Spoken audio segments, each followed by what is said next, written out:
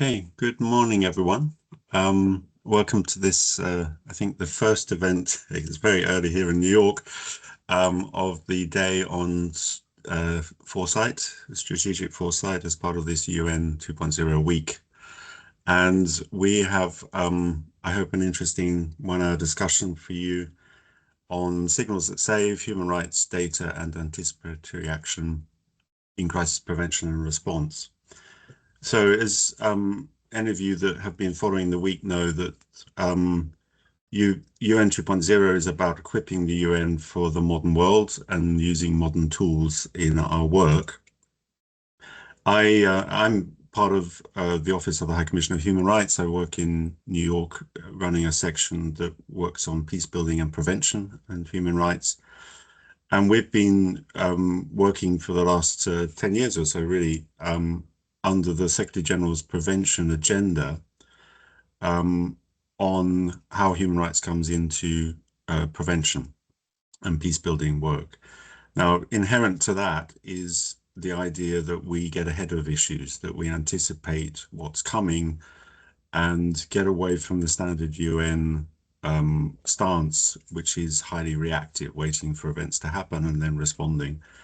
And that emphasis on anticipatory action, on getting ahead of issues, being proactive, is inherent not only to the Secretary General's prevention agenda, but I think also to the new agenda for peace, which the Secretary General pushed last year, which fed into the Pact for the Future, which also says member states are saying that the UN needs to do more to address root causes and underlying drivers of conflict and instability. So what we're going to do today in this first event is not so much look at strategic foresight, but what you need to develop to get to that stance of strategic foresight.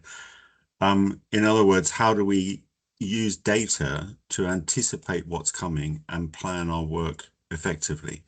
And we're doing that in the context of OHCHR's mandate and the broader UN mandate on protection and human rights. So we're looking at how this new world of data can help us plan for and anticipate protection risks, human rights risks, and get the UN to actively work on trying to address those risks.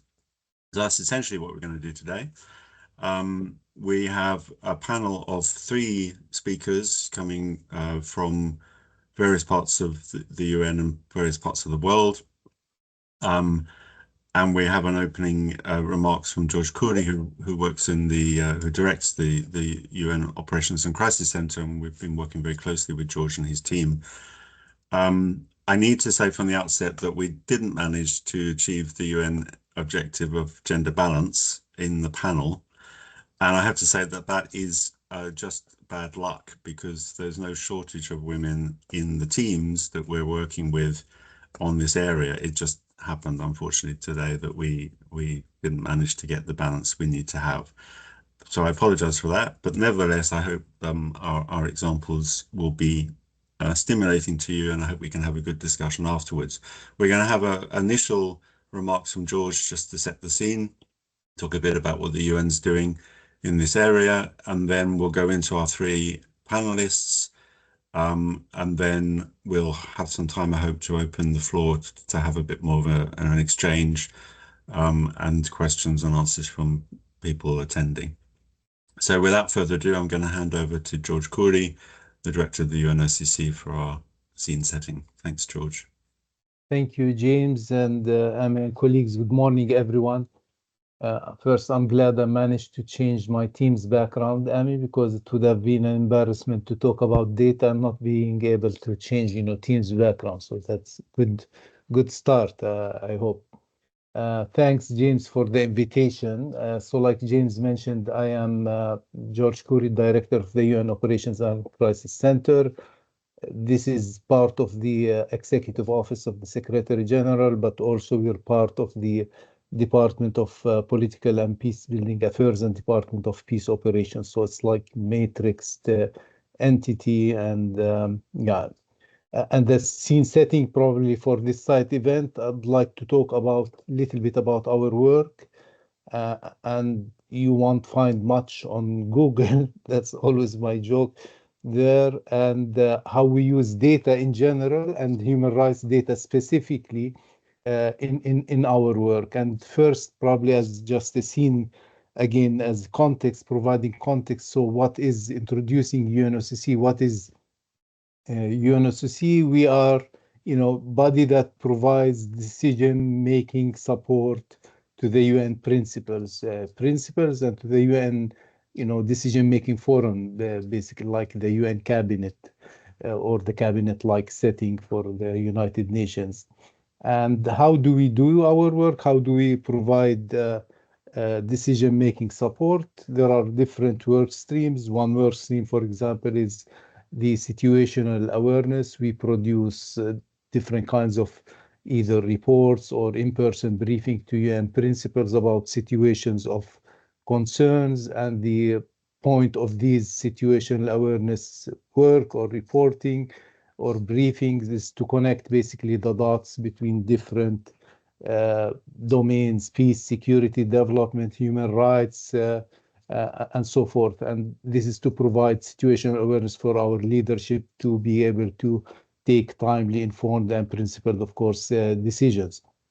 But the second work stream that is more relevant to our conversation today relates to the integrated data analytics. And this is like we have a suite of products. Every product is linked to, again, certain decision-making process. We don't produce anything just for the sake of doing analytics or analysis. And these are data-driven analyses about certain situations. The products are largely in the form of largely data visualization, and we source our data from different sources, not only within the United Nations, but within and outside the United Nations. Within this data analytics work that we do for different reasons, different situations, there is a smaller work stream, if you want, focused on prevention. So I'm zooming in on the prevention work. And this is in support of the UN interagency prevention work. And in this case, we work with data to leverage basically the collective value of the UN system to detect signals, early signals, and connect insights to support, again, the actions by the system.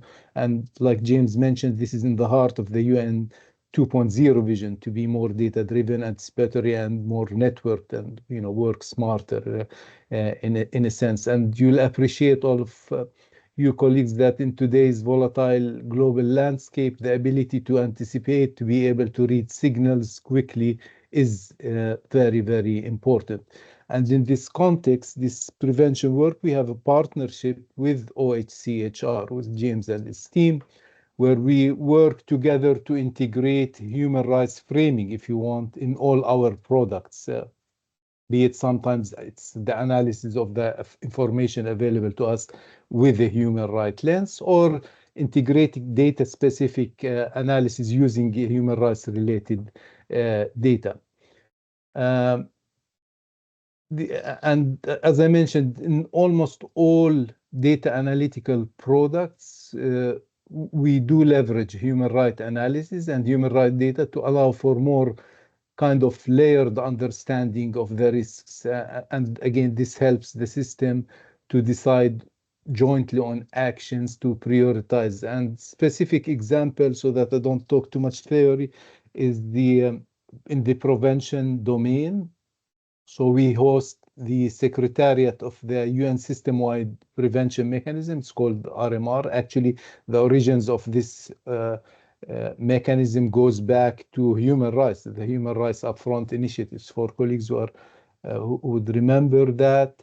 And as part of our work there, we do country risk modeling, data-driven, of course, very structured and methodological process. And the process starts with what we call horizon scanning. So this is something we do every 6 months. We do scanning, risk modeling for pretty much every country around the world to provide a risk picture for what's going on. And we use, again, different large number of data sources. We don't do assessments of risk ourselves, but we have a composite risk index using what other institutions and entities assess of the risk, be it short-term risk or long-term risk.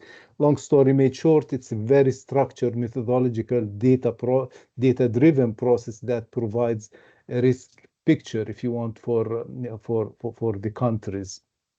And based on the horizon scanning, there is again a structured process where we decide to focus on X, Y, Z countries or situations where we go more in depth, again, risk analysis. And this process, in this whole process, there are dedicated, if you want, work streams that use human right data to provide that type of layered understanding of the human right context and challenges and the risks in the country. And this is a critical lens for understanding, as you may imagine, the root causes, the structural vulnerabilities, and the protection, the threats. And this is essentially, I've spoke about probably the prevention, but this is important both in a context of prevention and response. So in the prevention, the human rights data and the data analysis we do helps us identify the early warning signs, such as shrinking civic space, discrimination, patterns of abuse.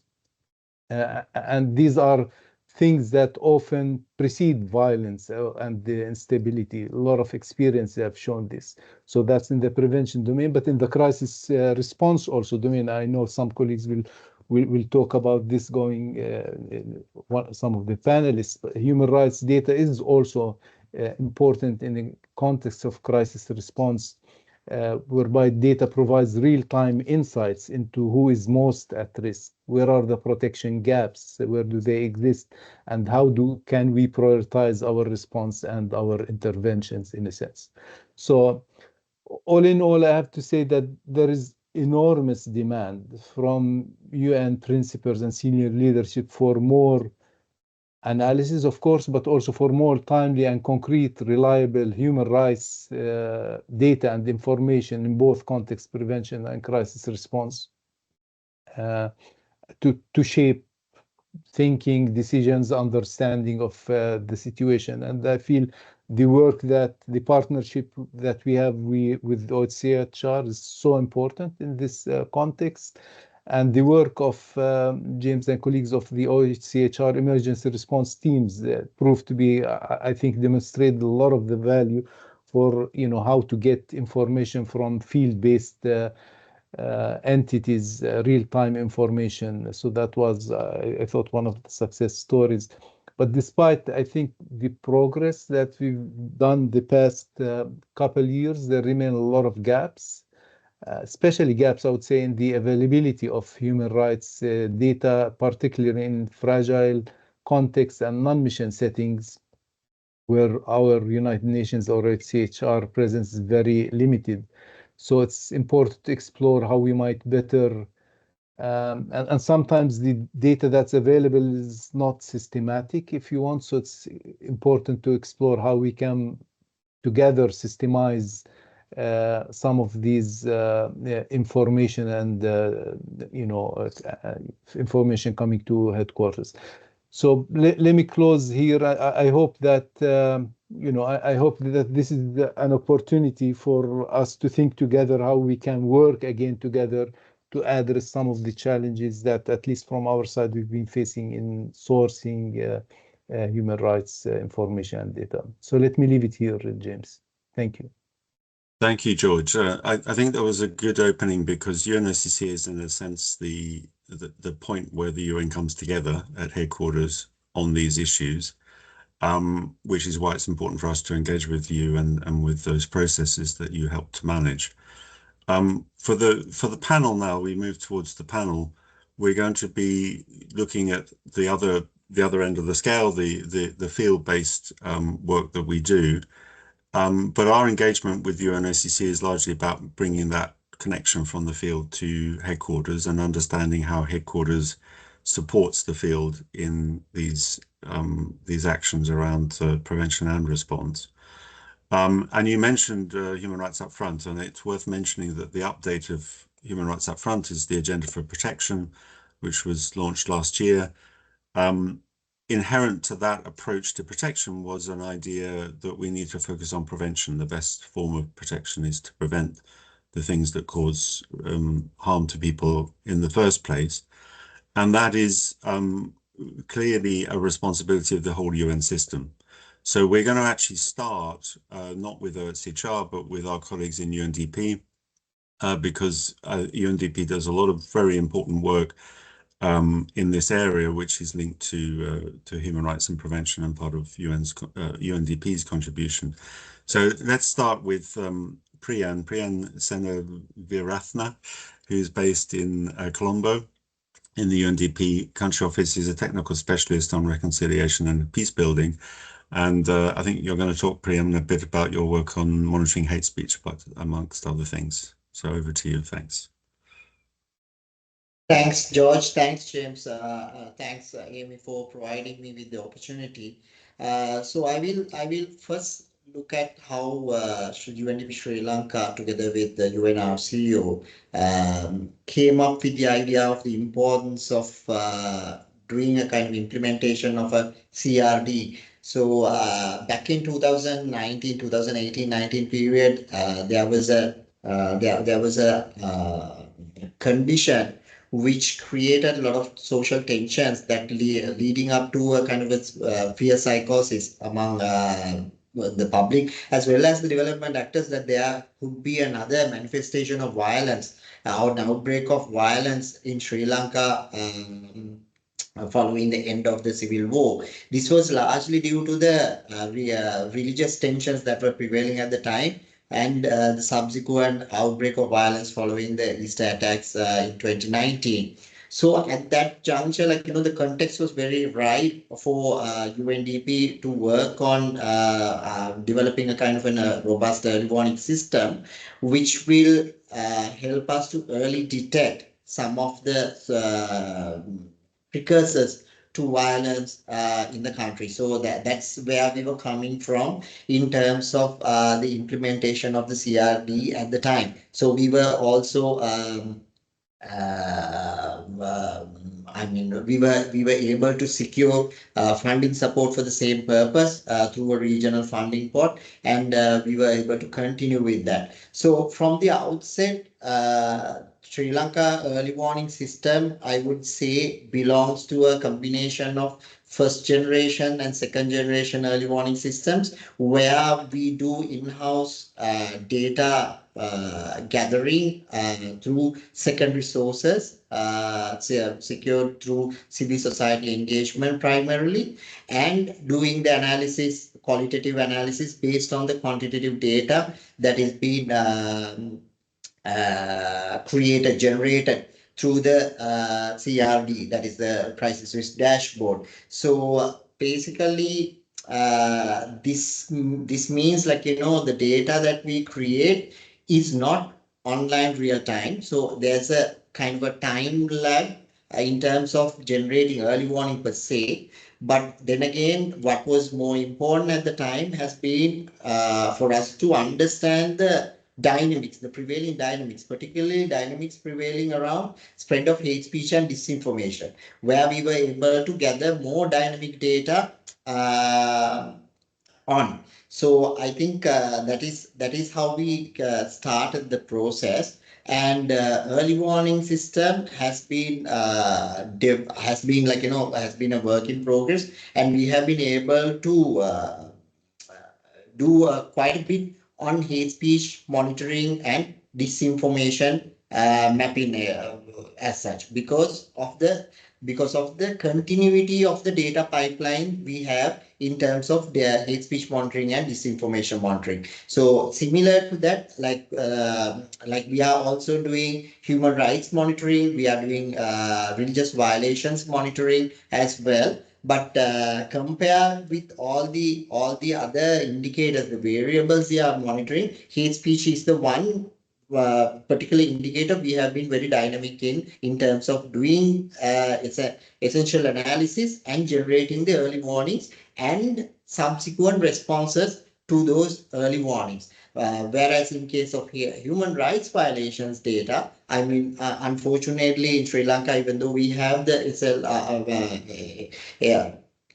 Sri Lanka Human Rights Commission, and they have a data set that is generated only annually. So we do not have the legitimacy to collect human rights data at UNDP. So we work closely with the Human Rights Commission of Sri Lanka for this purpose, but the generated information, the data, is not up to par in terms of generating early warnings as such around that data. So similarly, there's like other indicators we are monitoring, and we are heavily using escalate data for monitoring certain indicators such as protests, as well as other prevailing social tensions on the ground. But these are all secondary data sources. So that is, in a nutshell, how we do early warning work at the country office at the moment, and it is working in progress.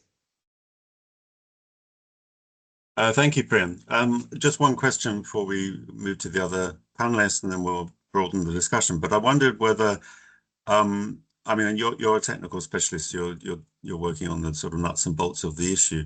UN 2.0 is obviously about developing these kind of tools, but it's also about getting the UN as a whole, the UN staff, and particularly our leadership, to use these tools in their work. And do you have a sense of how much the rest of the UN in the country team and the RCO have actually been able to use this data to engage with the government, with other actors on the ground, with this sense of the anticipatory action that we need to be seeing? Do you have a sense of that yet? Yes, definitely, James. In regards to hate speech related work, as I said, like, our early warning interventions have been very proactive and responsive. So we have not only been able to work with the government, we have also been able to work with the tech companies in terms of escalating responses. So basically, with the government of Sri Lanka, we have been able to use this hate speech data and the knowledge generated through that data to influence the development of the media policy, national media policy in the country, which is currently work in progress, and also influence the engagements around the Online Safety Act, a controversial piece of legislation that came into place that is affecting freedom of expression, at the same digital freedom of expression, at the same time creating a lot of social tensions around how it is going to affect the political dissent. So we are advocating making use of the data that we have around hate speech and disinformation to influence some of these pieces currently in motion on the ground. So I think that is something that we are doing both together with RCO and the UNDP, as well as to a certain extent with UNICEF. But I must say, at the same time, there is a limitation in regards to overall holistic buying of early warning, like the early warning system as a whole among the UN agencies. But this is primarily due to the fact that it is, I mean, it is seen as a UNDP driven. I'm being very frank, like it's seen as UNDP driven. At certain points, there's tensions whether, like, whether UNDP database is only for UNDP. So these are the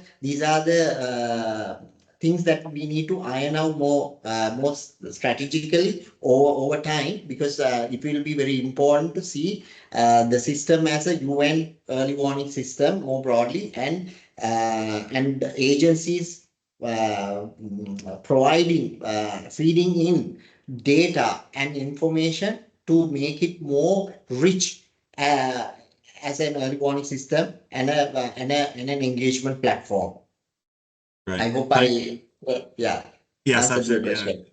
Yeah. Thank you, Prem. That's great. And I know you mentioned the crisis risk dashboard. So perhaps when we get to the broader discussion, I know there's some colleagues from the Crisis Bureau here in New York who are on the meeting, and perhaps we could talk about some of that broader work of crisis risk dashboards, which is something that UNDP has established in many locations. But let's move on with the rest of the panel. I know that there's been a certain amount of cross-fertilization, I guess, between the UNDP team in Sri Lanka and our next speakers. We have David Murphy and Adrian Combrink, who form one of these emergency response teams that George mentioned. They're slightly misnamed in a way because what they really are is early warning analysis teams, although they get involved in some of the response as well. This is quite an interesting innovation that OHR developed some years ago, coming out of Rights Up Front. And it's essentially a marriage between a human rights officer and an information management officer with a view to this kind of anticipatory analysis and action.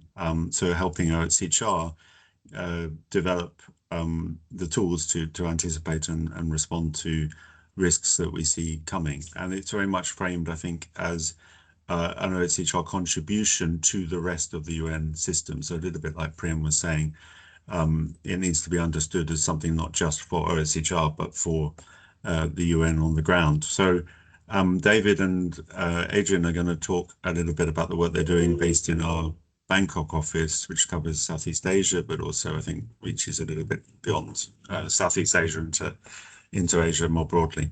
Over to you, David, start, or Adrian?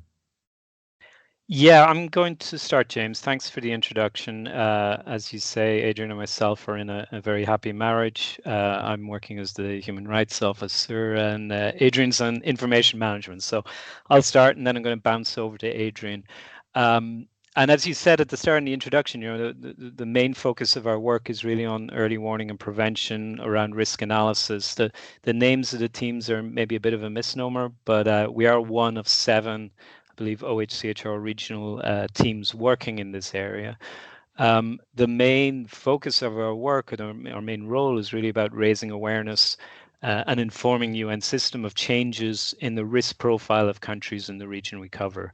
And I should say we cover Southeast Asia and South Asia. So quite a populous region, I think over 3 billion people. So it's a, yeah, it keeps us very busy, you could say. And I'm going to speak a little bit about, you know, the bread and butter, I guess, or the main part of our work is around risk analysis. I think George has already kind of outlined how that looks at a global level. I'll probably use some of the same terms that George has been using. And then Priyam, of course, is speaking more about the early warning systems that was in place in Sri Lanka. Our work, though, looks at risk analysis, and we're kind of looking at 2 tracks. One is having that strong sort of understanding of what are some of the root causes or drivers of problems and challenges in country contexts in the region we cover. And these typically we talk about structural risk factors. So these are kind of these deep-rooted issues, maybe around group inequalities, severe or deep-rooted discrimination, issues around power dynamics, entrenched power of elites, issues maybe in relation to high levels of corruption, and things around accountability, rule of law, like impunity for past human rights violations. So these kind of deep-rooted, long-standing issues, they tend not to, structural risks tend not to change very quickly, but they can, of course, with changes in government, those types of big kind of political changes can lead to a change in terms of structural risk factors, both positively and negatively. And then the other area of risk that you know occupies us from a day to day is the more dynamic stuff. So dynamic risk factors in terms of keeping an eye when a crisis could erupt or there's a deterioration in a context. And so these are typically events, developments that can trigger or catalyze a deterioration. And it can range from any number of issues, you know, in the economic sphere, a rapid inflation, sudden rise in unemployment rates. In the political realm, it may be, you know, a disputed election, a regime change of some type. It also looks at the natural world, disasters, natural hazards. These, of course, create crises and can also exacerbate sort of political instability issues. Or it could be something like a problematic piece of legislation, or an inflammatory piece of public rhetoric, so the hate speech issues that Priyam was referring to. So on these types of things, we often have limited warning. Yet at the same time, we can have a good sense of what are the types of dynamic factors that may arise in countries. So discriminatory pieces or legislation that comes out that increases discrimination against certain groups. There's things that we can see coming down the line, and we can understand sort of the structural issues around discrimination and what effect that will have on a country context. I'd say the same for things like military coups. We won't necessarily know when a coup will take place, but if a country has a history of or is prone to military coups, then obviously the probabilities of one occurring is often going to be quite increased or much higher. So our day-to-day work is often really just monitoring media, social media, reading reports from academia, think tanks, different sources that tell us something about both structural risk, but also these types of dynamic factors. And what we're typically doing with that information is we're trying to inform the system, or trying to inform our headquarters using different reporting methods, whether it's the daily reporting or then feeding into quarterly or even biannual reporting, and linking up with the systems in New York that George was speaking about earlier. One of the things that really helps us and brings us together as a system is that we use a standard risk framework. So it's the same framework that George and the systems at global level use for early warning and prevention is used at country level as well. It's used in the classic country analysis that the UN undertakes. And it allows us to really work across agencies and with different partners, working under the same sort of rubric in a way that we sort of understand each other. And the advantage, I think, of working around that as well is it allows us to kind of link up with different entities. At the moment, we're doing some work with UNDRR, the Disaster Risk Reduction Office, supporting country level and doing multidimensional risk analysis. And we've also engaged a lot in these crisis risk dashboards that Priyan was referring to. We've worked with UNDP, DCO, DPPA on these types of things. And I think what you find as well is that each of us kind of bring our own areas of expertise, but also just our own strengths to these types of discussions. Typically, we often have to bring some of the more politically sensitive issues to the table. So whereas modeling, basically looking at economic, food security, climate-related risks, often won't look at, let's say, issues around discrimination. So groups that could be particularly exposed to risks and who will often get left behind because legislation or the early warning systems in place don't really provide space for them. These are often the voiceless groups, and I'm talking then about maybe indigenous peoples, ethnic and religious minorities in certain contexts, the LGBTQI community, etc. And then the other element, of course, that we often bring to these discussions and is particularly prevalent in our region is our issues around shrinking civic space, situation with fundamental freedoms, freedom of expression, situation of human rights defenders, media. And these, their situation obviously impacts around risk. It impacts on early warning. It impacts on the ability of populations to talk about risk, to give warning signals around risk. And it helps to sort of enrich that interagency process by us kind of bringing these issues to the table. Before I hand to Adrian, maybe just a quick final point. We haven't mentioned much about anticipatory action. I think the thing we always say is you can't anticipate, and it's difficult to look at anticipatory action without a really strong understanding of past and present trends. And we sort of build that space to think where are things going to go, what are the probability of risks occurring, by really having that strong analysis of past and present trends and bringing that to the table. I'll pause there and I'll pass over to my my marriage partner, Adrian. Thank you, David. And yes, as the other half of this marriage and as an information management officer, I truly believe that accurate, timely, and relevant human rights information is crucial for early warning and prevention, and particularly data that highlights risks related to non-discrimination, equality, rule of law, accountability, and participation. However, we all agree that this type of quantifiable human rights information on civic space, minorities, discrimination, social injustice, grievances, participations, and intersectionality is often lacking, or it's not in a quantifiable way available.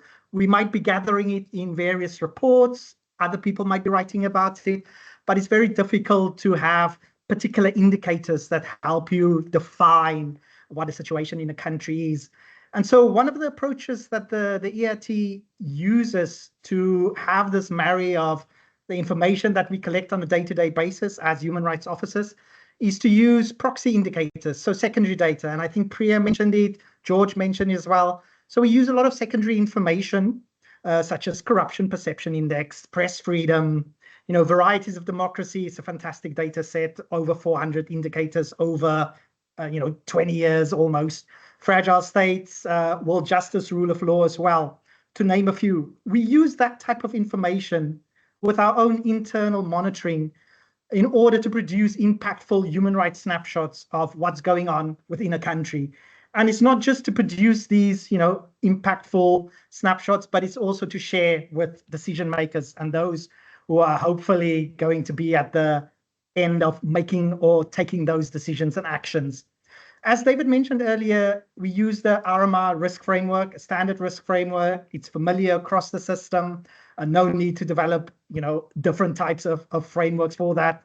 And we use quite a bit of data visualization techniques to package the human rights information. I think possibly one of the things that usually gets told to us or said to us is that our human rights information, it's not necessarily as neatly packaged as what UNHCR does, as what UNDP does, as what WFP does, because that's the nature of the data. So one of the functions of this team is to produce these and use visualization techniques to produce these actionable, digestible human rights snapshots that grabs the attention of decision makers and also highlights the salient risks, the trends, and the patterns. Furthermore, internally within OHCHR, we are really working on improving our human rights data collection. One example is looking at human rights defenders. It's usually quite a key indicator for when things are going wrong in a particular country. And I would say it's almost a dynamic factor in a way that should be used more often. But of course, you need information on the plight, on the state of human rights defenders within countries. Maybe finally, we need to be more data savvy. This is one of the key roles of the Innovation and Analytics Hub at OHCHR, but it's also one of the key roles of the emergency response teams. We need to improve human rights data collection, and we are doing that already. But essentially, what we're trying to do is highlight the critical importance of human rights and emphasizing that, this is important not just to the wider UN system, but it's also very important to those we serve, member states. I'll end there and over to you, James. Thank you. Thanks, Adrian. Just one quick follow-up, although I'm mindful we're reaching a time crunch as usual. Again, it's linked to the UN 2.0 objective. So I think one of the challenges around prevention is the risk of being perceived as crying wolf. So it happens all the time here because the weather forecast says it's going to be overcast and rainy, so you stay at home and then you look outside and it's a blue sky day. So how do you have any sense that the UN, which is naturally gravitates towards that reactive stance because crisis is certain when it's actually happening, but anticipating crisis means you might need to put your limited resources into something that may not prove to be coming. So do you have any sense of how much there's a resistance to your work in terms of this anticipatory action with the rest of the UN system? Either of you? Yeah, it's a good question, and one that I hadn't thought a huge amount about until maybe yesterday. And I was speaking to some colleagues in in the humanitarian community, and they do some work around anticipatory action, linked a lot more to humanitarian sort of settings, and I think it's much more natural for them to do that. Now, I think the issue for us is always, is there space for us to bring the trickier issues to the table? And I think that's where a lot of the resistance often is. It often comes in at national level because we'll ask questions about early warning, anticipatory action systems that are in place and saying, well, are they set up to hit people who are voiceless in these contexts, or who may not have the space, or are not as visible in sort of national assessments of vulnerability at country level? And I think that's the gap. And so I think the systems are there, and I think the UN works and has started to work more on this space of anticipatory reaction. I think the impediment is often that we are bringing the more difficult conversations to the room, and the appetite for that is, it's not as open as it should be. I mean, I think it's partly as well because I think actors are trying to get used to us being in that space. So human rights needs to do more, I think, in that, and be more renowned, and be more familiar to other partners as operating and having something to say in that space. But yeah, it's slow. Yeah, that's great. And I guess data helps. The more you've got data evidence, the easier it is to actually have those difficult conversations. Yeah, that gets us in for sure. But that gives us more space at the table. But getting into the room, I guess, is the part that we still need to get through that part. But I think we're making progress. And even I mentioned that from yesterday, and that's based on a quick conversation, and a kind of like, okay, I think maybe there's something we can add on this. So yeah. Okay. As we move to the last speaker, I just wanted to say, because we're going to not have that much time for questions, although we could overrun a little bit perhaps, but there is a Q&A part of Teams, which Viera has already put some questions there. So feel free to put questions in real time there for participants, and participants, you can actually respond on those questions as well. So we have a kind of parallel conversation.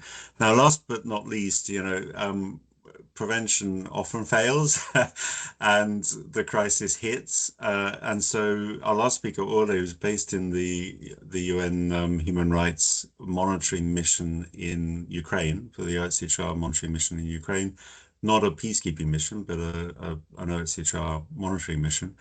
He's going to talk a little bit about how we try to get this anticipatory action, this forward thinking, even in the midst of a crisis. And obviously in Ukraine, the crisis is well established, but nevertheless, within that space, there's a value in this kind of forward thinking. So Ola, over to you. Thank you very much, James. And this is quite a relevant topic and interesting topic. I'll try to be as succinct as I can, but I want to sort of give two sets of examples of some of the monitoring we're doing and topics that we're following. The first set of examples are monitoring issues, violations that we have identified as potentially contributing to prolonging the conflict or making peaceful solution more difficult. And we have identified several of these sort of issues, both both in the occupied territories, but also in the territory controlled by the government of Ukraine. And some of my colleagues here sort of raised the issue of the difficulty of finding data. In some ways, HRMMU has become a very data-driven mission organization because there are some data that are available that are very helpful here.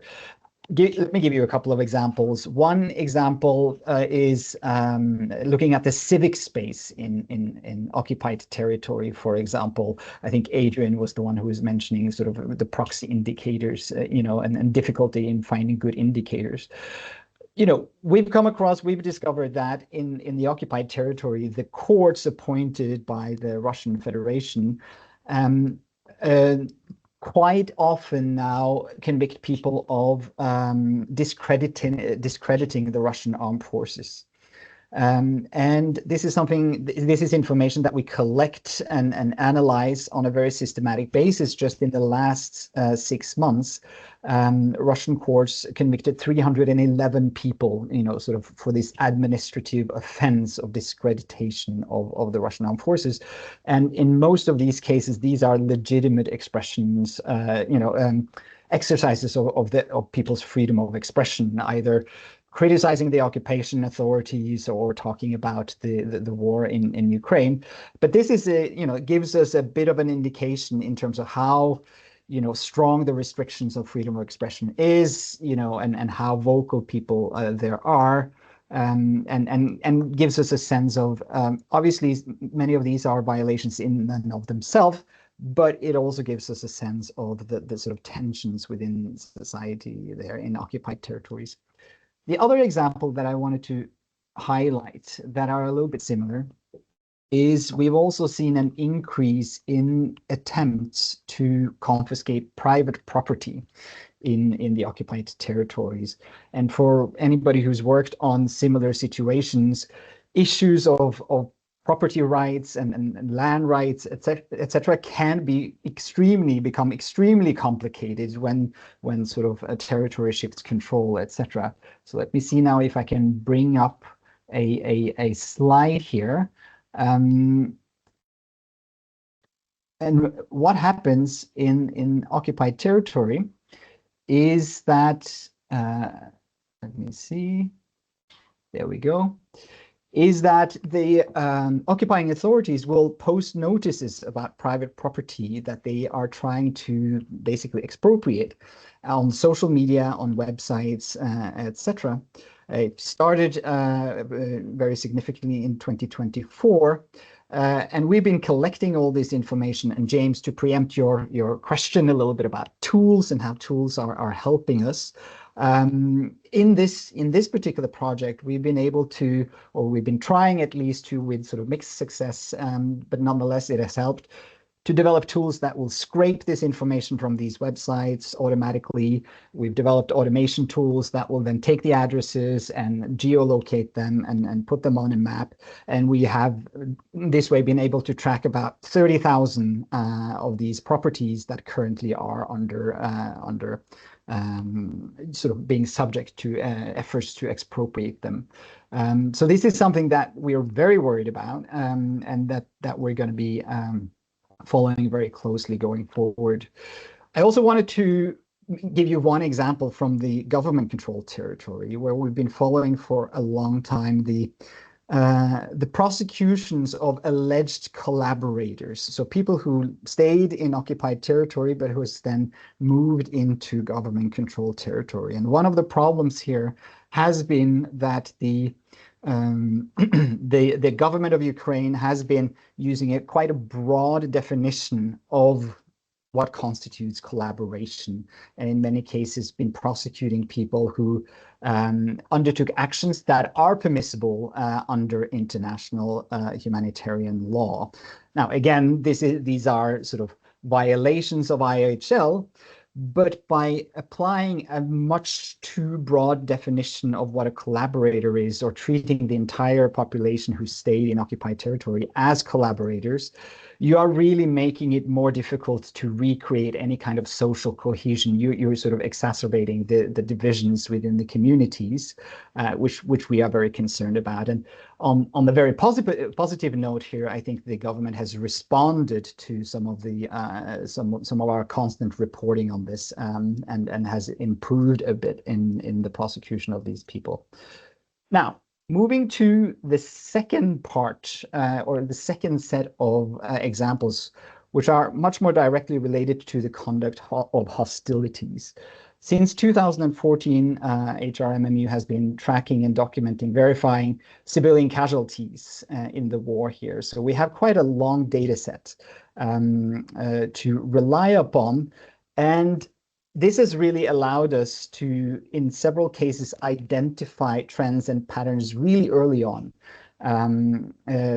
Patterns or the use of new technologies, modification of technologies that is contributing to civilian casualties. I'm going to give you two examples. One is that back in 2024, we saw that Russian armed forces started modifying airdropped bombs, giving them the capability of gliding instead of falling down. And that then put several big cities, such as Kharkiv and eventually Zaporizhia, in the range of being hit by airdrop bombs that before this had not been able to reach them. And we saw a very significant increase very early on, because we were tracking this in real time, from these modifications, and were able to highlight this as a big problem and as a threat and risk to civilians. The other sort of example here is in the use of short-range drones, sort of these quadcopters that have been equipped by grenades or various kinds of small explosive devices, and that sort of fly. They have sort of short range, fly across the front lines and drop this very precisely on any target. Our sort of real-time monitoring of this discovered that in July last year, there was a significant jump. If you can see on the graph here, it more than doubled from June to July, the civilian casualties from this type of weapon. And then it's been increasing, and it's stayed very high since this. And it's actually been so high that in certain periods, in certain months, this has been the most the weapon system that has caused most civilian casualties compared to other weapon systems, compared to ballistic missiles and airdrop bombs and etc. So even though each attack has limited explosive power, there were so many of them that it killed and injured a lot of civilians. I'm mentioning this because I think this is relevant not just for Ukraine, but this, I think, will become an issue in many other conflicts that we're following, as they are looking to Ukraine and they're following it and adapting and adopting the approaches there. Finally, just a word in terms, James, on sort of foresight and prediction. Because we have that data set going back, we are able to sort of compare year on year and month by month numbers. And I just wanted to show you this graph, which is killed and injured civilians in Ukraine since February 2022. Now, you obviously see a lot of casualties in the very beginning, but then you see a very distinct pattern here where you have an increase, and I don't know if you see my mouse here, but you have an increase in the summer each year. May, June, July 2023, you see an increase, and then you see the same increase even higher in June, July, August, and September of 2024. And you see here in 2025, towards the end of it, the sort of beginning of that same increase. So this is a clear pattern that we're able to see from this data. And so what we anticipate, unfortunately, is that over the summer months in 2025 as well, this will continue to increase as it has in previous years. But the trajectory that we're on right now, comparing January, February, March, April, May to the same period last year, would indicate 50% higher casualties this year than last year if that trajectory continues. That's one way that we can use the data, and that we're using the data to sort of anticipate developments here. Just a couple of other quick examples. We also can anticipate what sort of segments of the population will be most affected depending on the types of weapons that are being used. So, for example, we know that long-range weapons, when they are being used, they hit urban areas that are further from the front line, and we see more families and more children being killed from those. So in April, for example, when there was a massive increase in long-range weapon attacks, we had the deadliest month for children since June 2022, so almost in 3 years. Conversely, we see more attacks along the front lines shifting, etc. We see higher proportion of older persons being killed and injured because they tend to stay behind in frontline areas. Some of this is we've been able to do and do in more detail now, because we have over the last year invested quite significantly in the platform and the tools for monitoring these casualties. So we're able to do much more in terms of deeper analysis and real-time overview. But I think I'm going to stop there because I think I went over time as well, and rather leave some time for questions. Thank you, Oda. And we had I think there was a problem with the slides. They weren't syncing, so we actually only saw the first slide. Oh no, sorry. I don't know if there's a way to just show them while we're having the discussion on, so they're at least in the recording and people will be able to find them, because it only showed that first map.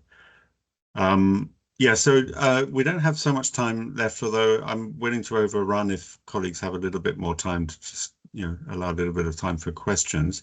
There are some questions in the chat, some specific and some general. There was a very apt one, I thought, from Talat about a duplication. And I think that's probably not something we can answer per se from the field colleagues, but it's a challenge. I know that George, I'm sure you're aware of this as well, and certainly it was part of the agenda for protection concerns that we have so many competing frameworks and initiatives and so on that it's quite hard to bring them together. But I think one potential solution on that is what David mentioned, Adrian mentioned, the fact that OHCHR decided not to develop its own risk framework, but to use the RMR risk framework, or the multidimensional risk analysis framework, that is supposed to be a kind of system-wide framework. It gives you a sense of how we should be going. We need to be trying to consolidate these tools and these approaches so that we're all working off the same basic understanding of the issues on the ground. I don't know if colleagues want to respond to anything specific. There was a question from my colleague Aden, who's based in our Addis office, about how the ERTs, but I think it could apply also to UNDP and others, how they're supporting national and regional stakeholders in this early warning work, if there's any engagement on that. And a question from Jera about data ownership challenges and what are the institutional and technical enablers for operationalizing cross-agency partnerships around data sharing. There's some initial questions. Amy, the colleagues can't speak, can they? They can only, can they raise their hands? And they can raise their hands, yeah. So. Okay, so we have George wants to come back. George. No, just in the telegraphic message on a couple points. One, the risk framework you've mentioned, James.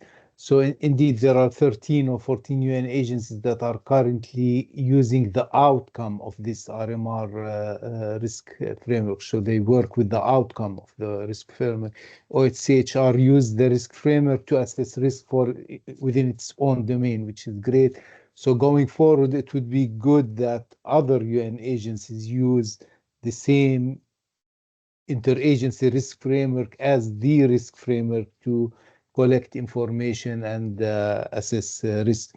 On the comment about, a lot of agencies use different data collection, data visualization dashboards, that doesn't bother me much. We use same data for different purposes, so different visualization, that's fine, as long as, again, we have one common understanding of the one risk framework. And on data sharing, the comment, I think there is a long way that we need to cover. I have one experience with one UN entity of sharing data pipelines, between data engineers that had to go through lawyers and legal advisors and Office of Legal, and it was a very, very lengthy process. So there is much work to be done in this domain. And final comment regarding the really excellent presentations by David and Adrian. At one point I feel we need, the main point is, like the colleagues explained, it's difficult to find indicators that are human rights specific. So we use like proxy indicators, but at one point I feel we do need to start developing a certain standard of human rights indicators, although we want find the information available everywhere, and then start trying to systematically try to collect and put systems to collect, find and collect this information. So lots to unpack. Nothing more on my side, James. Really good discussion. Thank you. Thank you. Thanks, George. Any other comebacks from the panel on any of those questions in the chat? Or I wonder whether the colleagues from UNDP are still on the line if they want to come back on the crisis risk dashboard. Adrian. Yeah. No, it was on the question on do ERT support national or regional stakeholders. I mean, and David might talk about the Southeast Asia specifically, but in my experience from working in the Southern Africa region, there was an attempt to work with regional economic commissions and also with the AU. And this is a project that you worked on as well, James, where we try to infuse the continental early warning system with human rights indicator, so to speak. And I think those opportunities does exist. Of course, it's not always an easy connection, but I think those opportunities are there. It might change from context to context, region to region. But just to answer that question from Eden, thanks. Thanks, Adrian. Yes, it's worth noting that we had a focus on Europe and Asia and the examples we had, but the African Union has quite a developed early warning system that in some respects parallels what the UN has with the UNOCC and the RMRs and so on. And we have had a project, as you said, Adrian, for some time to help integrate human rights into those systems behind the scenes. I think it's also worth noting that the RMR risk framework, when it was developed, one of the questions was whether you should have a human rights risk element. And we took the decision to not have that, but to actually see human rights as underpinning the 13 risk areas in different ways. And I think that's an advantage in many respects because it positions human rights as part of a broader set of discussions about risks, which aren't all about human rights, but where human rights can be a significant element. David, do you want to come back? Yeah, just briefly. I mean, the questions are really good, I have to say, in the Q&A. I mean, and a lot of them have left me kind of wondering and scratching my head. I mean, the question or the issue on dashboards and the duplication or multiplication of dashboards, I think is a really good point. And maybe just to say that, you know, we need to make sure we don't get caught up in trying to develop dashboards when one of the real challenges is collectively looking at what the dashboard is saying and then actually, you know, drawing some conclusions that we share on it. And I think that's often where the gap is. The easier thing to do is to channel everything into visualizing or doing the data collection, but the much harder part is sort of agreeing about what it says and what we have to do about it. So but yeah, I mean, thanks for the questions on that. There's also a really good question on trends regarding hate speech, targeting online, and I think, you know, we could have probably a whole discussion on that. I mean, it's an interesting space. Each context has its own peculiarities in terms of how hate speech is working or disinformation campaigns, but yeah, it's very interesting stuff. And yeah, thanks for the questions. Over. There's a question here from Yang, which is interesting. Given the emphasis on both structural and dynamic risk factors, how do you prioritize which indicators to monitor most closely in contexts where data availability is limited or politically sensitive? Any thoughts on that?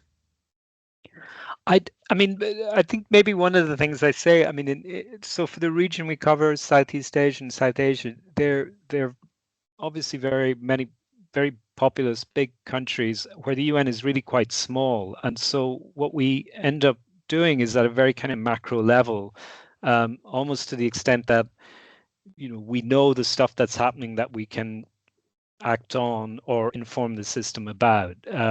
Sometimes it may take a little while to get through, particularly when it comes to areas where there's sort of more localized conflict, things like that, where there's not a lot of media reporting on it. So that can take a little while to find out about. But generally, we have a good sense for the scale we're operating at, which is very low presence, but very populous and large countries. So it's not as much an issue for us, but I think maybe in other contexts where there's a stronger UN presence and more space, then that becomes a thing. Like how do you really get a sense very quickly about what's happening? Over. Yeah, thanks, David. So we've gone 5 minutes over. So I think we're probably going to have to wrap up. I have a sense that this is the start of a conversation, and of course it's the start of the Strategic Foresight Day. So there are other events going through the day today. And obviously UN 2.0 is an ongoing challenge to us as UN staff moving forward. I found very interesting discussion. There was a good sense of the potential here and how the impact it can have in a key area around protection of human rights, but also I think a little bit of a sense of some of the limitations, some of the obstacles and challenges, as Prem was saying, on the ground, both in terms of how we get the data and data availability and so on, but also in terms of, as Adrian was saying, the literacy of our staff to be able to use these this analysis effectively and to be sort of data sensitive and yeah, make that shift to a more anticipatory way of working. So thanks to everyone for participating. I'm sorry, the time always runs away with us. So obviously we could have filled 3 hours if we'd had 3 hours. But I hope it was helpful to colleagues, a little bit of a sense of how some of the UN actors are responding to the challenge of strategic foresight within UN 2.0. Thank you, everyone. Thank you. Bye-bye. Bye-bye. Thanks.